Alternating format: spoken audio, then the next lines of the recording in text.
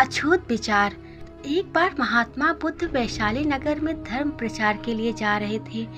जब वे नगरी के बीचों बीच से गुजर रहे थे, तब उन्होंने देखा कि कुछ सैनिक एक लड़की का पीछा कर रहे हैं। तभी वह डरी हुई लड़की एक कुएं के पास जाकर खड़ी हो गई। लड़की बहुत ज्यादा हाफ रही थी और प्यासी भी थी।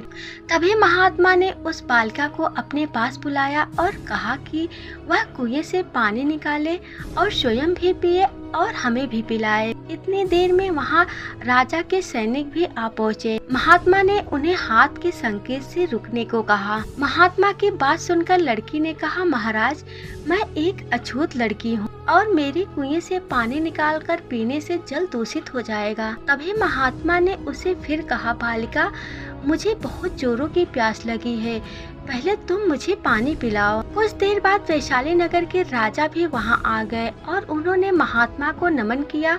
बाद में सोने के बर्तन में केवड़े और गुलाब का सुगंधित पानी महाराज को पीने के लिए दिया, लेकिन महात्मा ने उस पानी को पीने से मना कर दिया।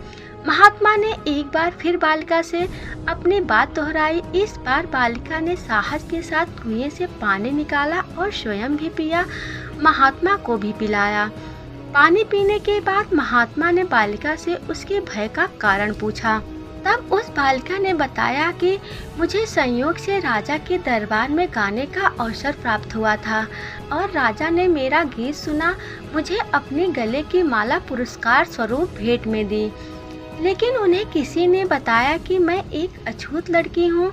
यह जानते ही राजा ने मुझे अपने सैनिकों द्वारा जेल में डालने के लिए बोल दिया। मैं किसी तरह उन सैनिकों से बचकर यहाँ तक पहुँच गई और आप मिल गए।